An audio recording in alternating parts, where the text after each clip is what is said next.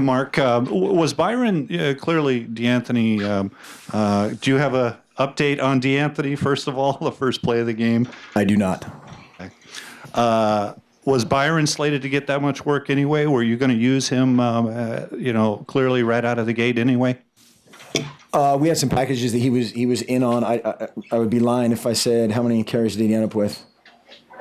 19. We never sit down beforehand and go, hey, let's get this guy X number of carries and this guy Y number of carries. But Byron, we've been talking about the past couple weeks of trying to balance out the carries a little bit more between, or the touches between those three kind of top guys right now.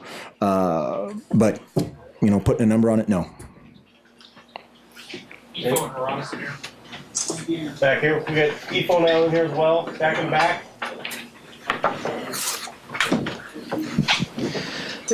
Mark, Marcus seemed to handle the football pretty well in the first quarter when it was certainly raining pretty heavily, but Goff didn't. Did you guys practice with wet balls this week, or is there any rhyme or reason for that?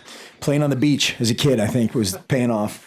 No, we kind of, what we try to do is just prepare as best as we possibly can, and sometimes those kind of conditions, they can, if there's an old drill of dipping the ball in the bucket, or do kind of some of those different kind of things, and I think that kind of makes a bigger deal out of it than it is. But there's a couple things you can do grip wise, but hey, it's tough. I mean, that's a slippery deal to begin with, and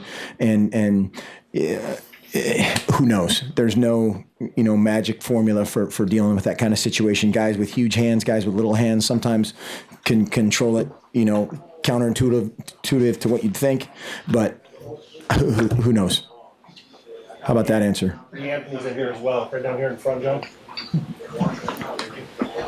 When you see the ball bouncing around like it was early, how far away from your game plan do you get, or what adjustment do you make?